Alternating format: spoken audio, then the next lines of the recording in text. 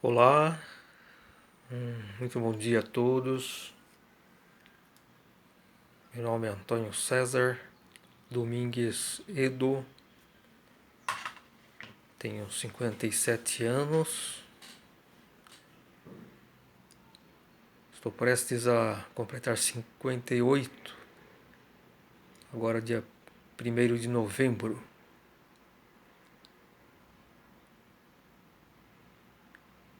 Hoje faltam 3 dias, né? Estamos hoje na terça-feira de outubro, terça-feira, 29 de outubro de 2019. Agora são Agora são 9h45 da manhã.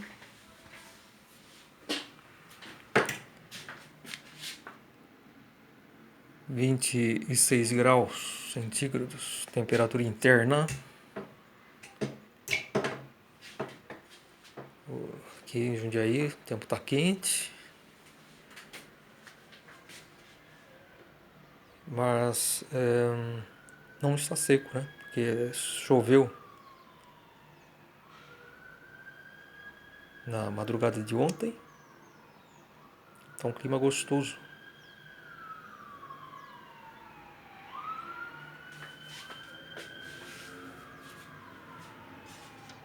O céu está parcialmente nublado, mas o sol já está presente.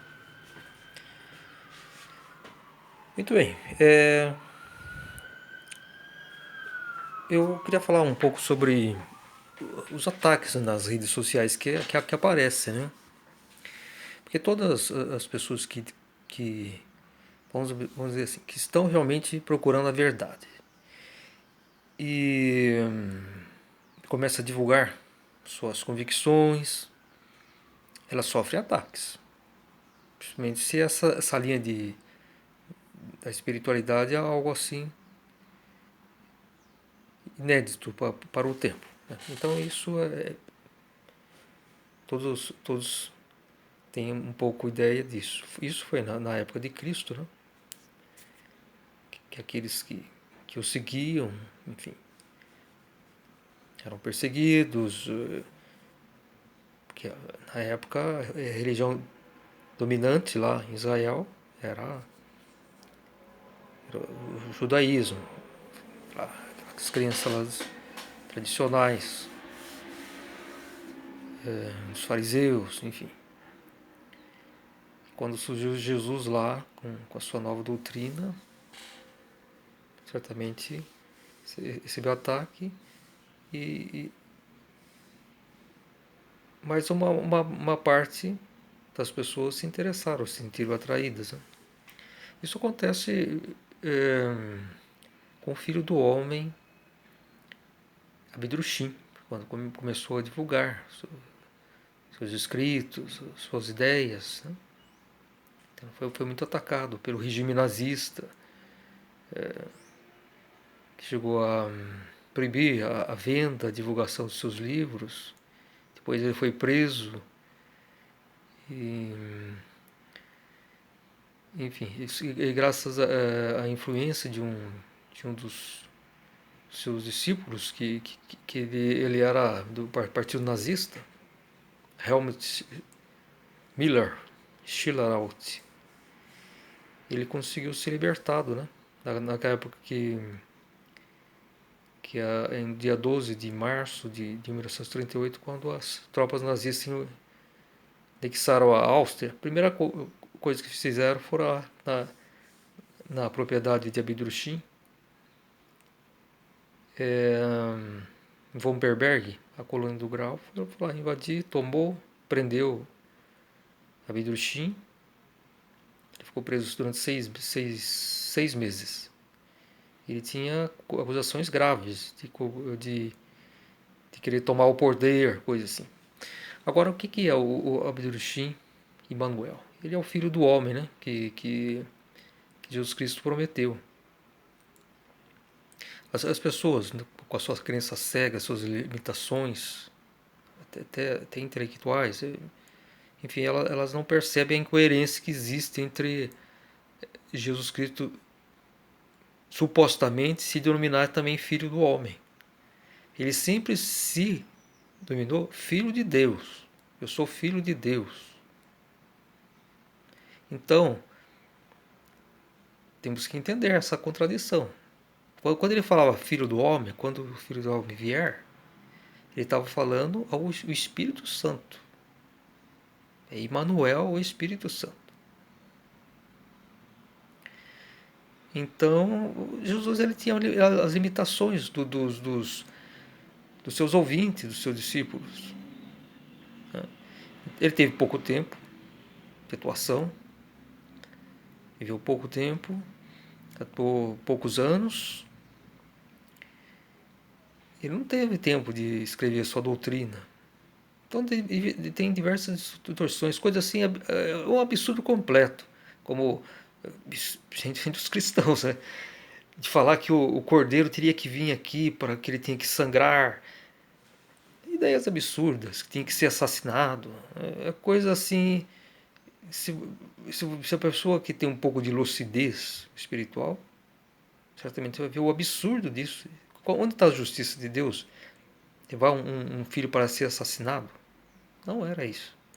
Quando Jesus veio para a Terra trazer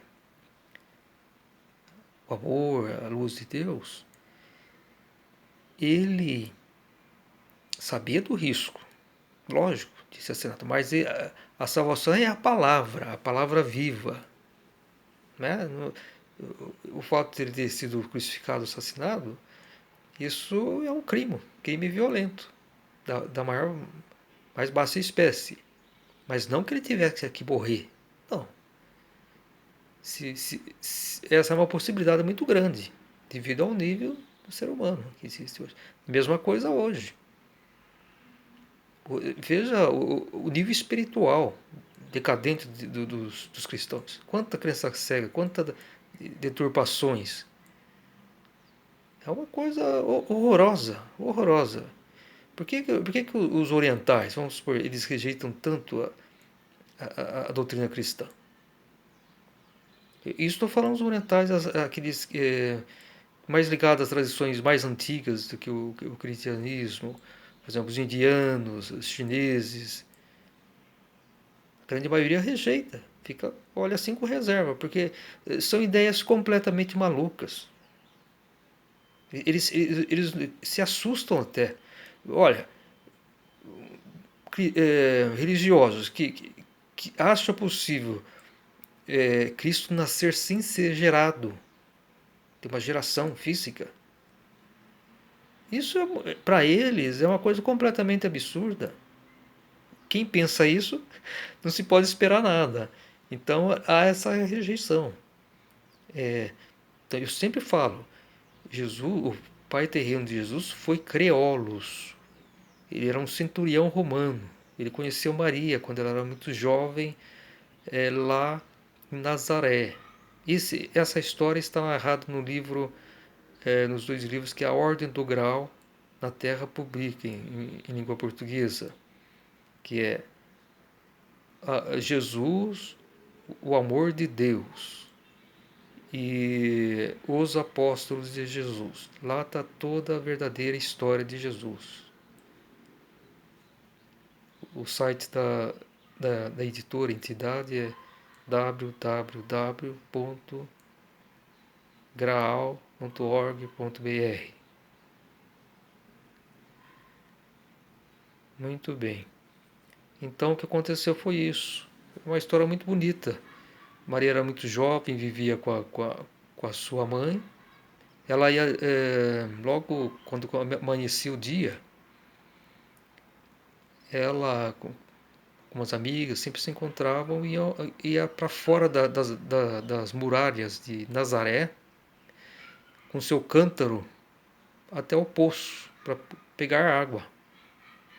Não sei se eu acho que era um cântaro, né? Era de barro, né? Me parece que assim, levava nos ombros, era, sei lá, devia ter uma capacidade de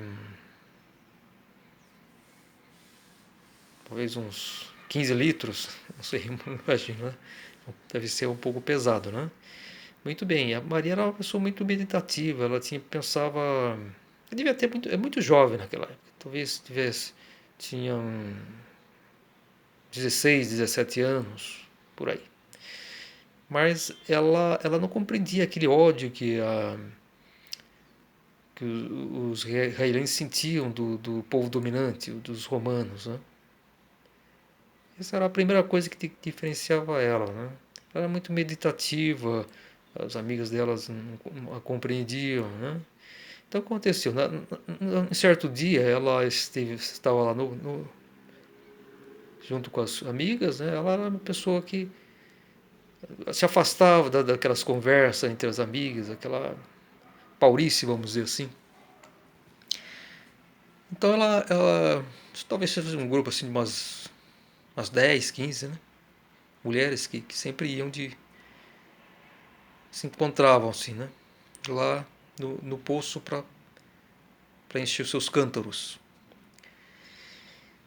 Então naquele dia ela esperou pacientemente todas colocarem água, encher os seus cântaros e, aí todas já tinham enchido tal e já estavam de volta para Nazaré. Ela calmamente foi lá, encheu o seu cântaro, mas ela não voltou rapidamente. Ela gostava de solidão, né? Para refletir. Então ela se sentou, depois de encher o cântaro, se sentou. Ficou meditando um pouco naquela solidão, né? Era logo no início do dia, né? E de repente ela viu lá ao longe uma tropa de cavaleiros se aproximando. E aí ela se levantou, assim, tomou um pouco consciência da realidade, porque ela estava meditando, né? Assim, profundamente, assim. E aí quando ela viu aquela tropa, já se levantou e queria ir embora, né? Mas a tropa se aproximou rapidamente e ela não teve como sair, né? Então ela observou os cavaleiros, né? Com um comandante e chegaram ao poço, porque eles tinham cavalgado muitas horas, né? Da noite. Então eles iam para Jerusalém. Então eles fizeram uma parada em Nazaré. E, enfim, que ela chamou mais atenção da atitude dos romanos é que eles visivelmente estavam cansados, né? Estavam e sedentos. E a primeira coisa que ela percebeu é que os cavaleiros, ao desmontarem das suas montarias, enfim, a primeira coisa que eles faziam é tratar o cavalo. Antes de saciar a sede, eles saciavam a sede dos cavalos. Então, essa atitude chamou muito a atenção de Maria. Isso é próprio dos romanos, não é coisa dos judeus. Os judeus têm uma atitude muito egoísta, muito aquela perspicácia, aquela sentimento assim de se sentir ultrajado, enfim, aquelas coisas assim, um pouco no sentido da sua própria crença, que já estava muito distorcida para a época, muito intelectualizada, muito estava fora da pureza espiritual. E também por se sentir oprimida também. A maior parte do povo israelense se sentia, não queria essa dominação romana. Mas os romanos eles respeitavam a crença, né? Respeitavam a crença, só queriam os acordos, tal, cada qual com a sua função. E também, ao mesmo tempo, os romanos eles defendiam Israel. Ele pode dizer que foi um povo que dominou, mas que ele respeitava as crenças, só tinha os acordos, tinha tem que cumprir e pronto. Então, eles, na verdade, para aquela época do povo judeu, faziam mais benefícios do que malefícios. Porque eles defendiam, através daquele, defendiam possíveis invasões externas, né, de povos que não respeitariam as crenças dele. Né. Posteriormente, depois os romanos destruíram, né, Jerusalém, templo e tal, né, devido às revoltas. Né. Mas, desde o princípio, os romanos eles respeitavam as crenças locais, seja de gregos, dos povos dominados, eles respeitavam. Eles queriam o cumprimento dos acordos de Estado, tá certo? Isso que eles impunham. Muito bem. Então, o que aconteceu naquele encontro? O comandante daquela tropa se chamava Creolus. Era um centurião jovem, talvez tivesse uns 25 anos na época. E então, me parece que ele cumprimentou-a. E a primeira atitude que Maria fez foi oferecer o cântaro de água para, para o comandante. Ele estava sedento, né? E ele agradeceu tal, e tomou água, né? Enfim, e logo se sentiram uma atração mútua, né? De tal forma que Creolus ele até fez um sinal assim para a tropa se afastar um pouco, que queria conversar mais com Maria, né? Mas o que aconteceu? Quando ele, ele fez um sinal assim, ficou assim, alguns momentos assim com a tropa, aí Maria já se levantou e retornou. Retornou para Nazaré, né? Porque ela se sentia um pouco, sei lá, um pouco envergonhada, tá lá sozinha no meio de uma tropa né, de soldados.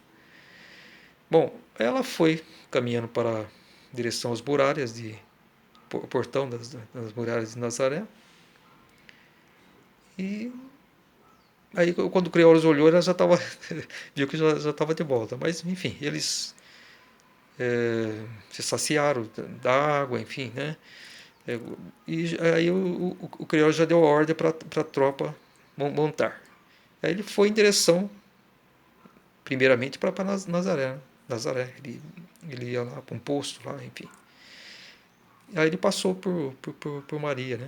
Maria, assim, a tropa, né? Enfim. Mas aí ele ficou querendo encontrar a Maria novamente, antes de seguir para Jerusalém. Porque a Maria chamou muita atenção dele, a gentileza dela, diferente dos israelenses daquela época, né? Enfim, aí de manhã, na manhã seguinte, ele ficou aguardando para para encontrar novamente Maria, que ela saía com cântaro, né? E aí ele já começou a amanhecer o dia e ele já viu o porte de uma, assim, ao longe de uma mulher, porque elas me parece que tampavam o rosto, né? Elas se envolviam tudo, ou pelo menos parcialmente, né? Então, mas ele viu assim ao longe aquela figura, só pode ser a Maria, né? A, a judia, né? Enfim, ele esperou ela passar pelo portão, né? Tem, sempre tem um guarda lá de plantão, né? Controlando as saídas, né? Maria passou, aí em seguida ele passou, aí ele começou a segui-la.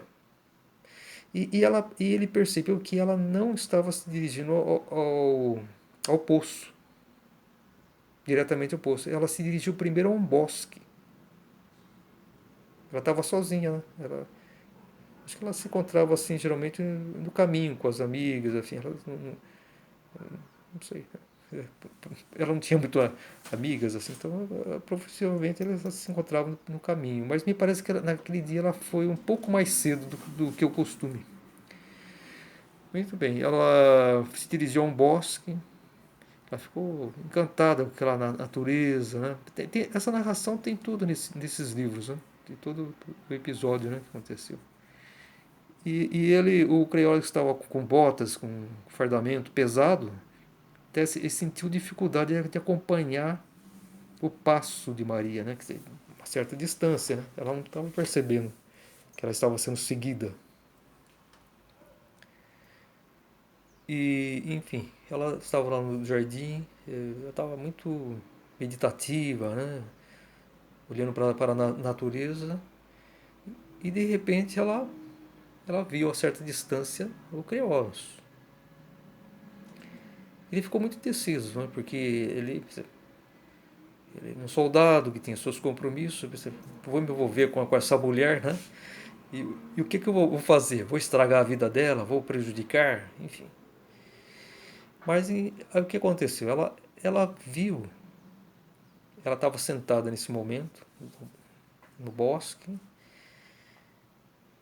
e ao vê-lo a certa distância, ela não se assustou.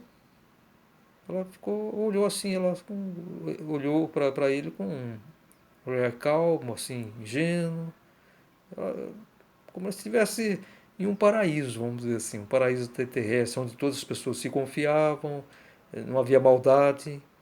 Então ela estava nesse tipo de inspiração.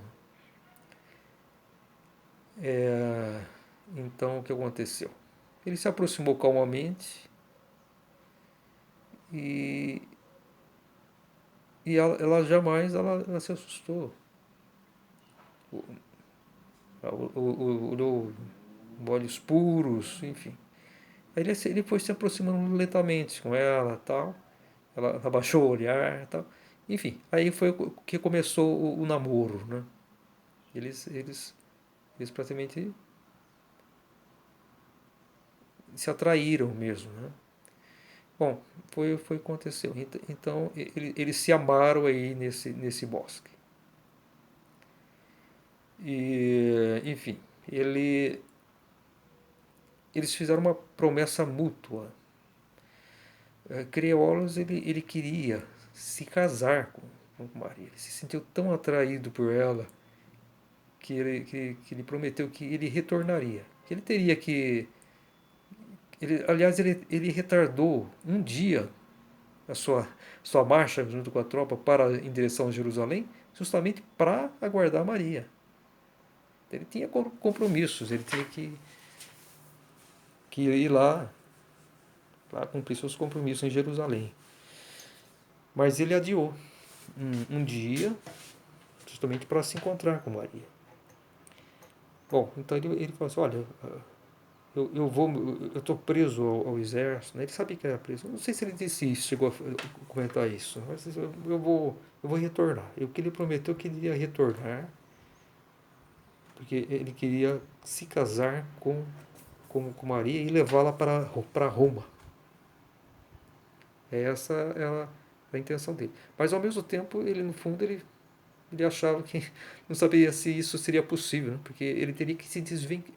Existiam normas, né? Eu acho que muito sérias nas tropas romanas. Possivelmente, isso é o que me parece, de não se envolver, vamos dizer assim, sentimentalmente com mulheres. Talvez tivesse possivelmente algum namoro assim passageiro, mas não se envolver com assim, diria sentimentalmente com mulheres de outra cultura, de outra religiosidade, como eram os judeus, muito diferentes das crenças dos romanos, né, dos chamados deuses, né, da natureza, né, porque eles conheciam muito, né, viam os seres, são servos de Deus, né, então os gregos, os romanos tinham uma tradição muito diferente. Pois é, e Maria também fez a promessa, ele disse que ela o guardaria para sempre. A volta de Crioros, para aí então continuaram o namoro, enfim, ele, ele conversava com a mãe da Maria, e era isso que ele pretendia. Ele, ele sentiu que Maria ela era a mulher da vida dele, vamos dizer assim. E ela igualmente. Bom, o que aconteceu? Aconteceu que isso foi demorado, né? Até ele retornar e Maria percebeu que estava grávida. Estava grávida. Até teve um episódio interessante na volta daquele dia, quando Maria retornou, naquele primeiro dia que ela encontrou Criolos, que ela ofereceu cântaros de água para ele. Ao retornar para casa, a mãe de Maria perguntou para ela: Você viu a tropa dos romanos que chegaram? Aí Maria confirmou. Aí a mãe dela voltou a perguntar: E como você se comportou diante deles? Aí você, normal, eu ofereci o canto, confessou, né? Eu ofereci o canto de água ao comandante. Aí a mãe de Maria se revoltou, se alterou completamente. Mas como pode você oferecer água aos nossos inimigos? Você está louca? O que é isso? E aí a mãe, Maria, pegou o cântaro, levou para o quintal e quebrou, jogou no chão, quebrou. Porque só pelo fato de um romano ter saciado sua sede naquele cântaro. Então, Maria viu aquele fato, se decepcionou, né? Ela praticamente perdeu a ligação com a mãe dela, né? Como que pode, né? Tanto ódio, tanta só porque ele é romano. Então, isso aconteceu naquele primeiro dia que ele a conheceu. Bom, mas então, continuando a história do nascimento de Jesus. A história é verdadeira, natural, verdadeira, sem as idiotices das crenças cegas cristãs. Aliás, até eu comentei isso, isso o livro do Juízo Final de Rosales von Sass, ela conta essa questão com relação ao nascimento de Cristo, que todas as pessoas próximas de Maria sabiam que Jesus era filho de um romano, tinha sido filho de um romano. Eles sabiam. Essa história, no cristianismo primitivo, ninguém tem essa absurda ideia de que Maria teria Jesus sem ter tido uma relação íntima com o homem. Ninguém. Ninguém inventou essa maluquice. Isso surgiu após a Igreja Católica o catolicismo se tornou oficial do Império Romano, com Constantino. Após isso, os dirigentes eles começaram a ter uma visão material, de poder, porque o Império Romano estava em decadência. Todas as pessoas assim dirigentes sabiam que estava indo para o buraco, o Império Romano. Mas uma forma que eles encontraram de perpetuar o poder romano é através da religião. Então toda aquela cultura política, organizacional passou para a Igreja Católica. E aquela pureza que tinha no cristianismo primitivo acabou. E agora eles tinham interesse de Estado. Eles queriam conquistar o mundo. Então era importante para eles conseguirem adeptos, essas coisas. Né? Então começaram a inventar essa história de que Maria teve, teve, teve Jesus sem ter se relacionado com o homem. Que mais? Da santidade de Maria. Outra coisa absurda. Os primeiros cristãos iam ficar assustado, profundamente assustado com essas ideias que surgiram depois de santidade, santificar, coisa absurda. E ninguém reflete. Pior isso. Né? Com Lutero, tentou se retornar a essa pureza primitiva, né? Deixar essas coisas de idolatria, mas mesmo assim os próprios Lutero, coisa assim, acreditavam possivelmente acreditavam que Maria engravidou sem ter tido uma relação com o homem. Então, muitos erros permaneceram, né? Mas então o que acontece? Então os próprios católicos, assim, dirigentes católicos introduziram essas mentiras nos seus concílios, né? Foi, parece que o concílio de 400 por volta de 470, que começaram com essa coisa de santificar Maria. Maria foi um ser humano agraciado como todos, com todos que recebem missão especial. Mas ela não foi um simples ser humano como qualquer um de nós. A missão dela era gerar o corpo terreno do Filho de Deus. Mas para concluir a história de Crióris e Maria, Maria começou percebeu que estava grávida, vivia só com a mãe, e ela começou a se sentir oprimida por aquela situação, mais pela mãe, porque ela não queria que a mãe passasse vergonha, enfim, toda essa situação. E naquela época, acho que nem se compara com a época atual, que hoje em dia é comum existir mulheres solteiras. Né? Hoje, na idade contemporânea, hoje quase ninguém dá atenção a isso, de ter que casar virgem, todas essas coisas. Né? Eu pessoalmente até penso que é até preferível, né? Não, depende, isso, lógico, do casal, até casar virgem, né? Mas eu acho que não deixa de ser uma coisa bonita e, e até preferível, né? Se casar antes de. Só após o casamento, ter relações, enfim. Isso tem um sentido bonito, mas isso não é uma regra geral, porque muitos se casam sem amor, só pensando em bens terrenos, por questões físicas, sexualidade exagerada, todas essas coisas, né? Então, muitos se casam em igreja, todas as formalidades, e aos olhos de Deus, é um casal pecaminoso. Né? Então, quando há um verdadeiro amor, é a pureza da alma, do espírito. Então, isso independe se a pessoa é casada ou não casada, tá certo? As convenções sociais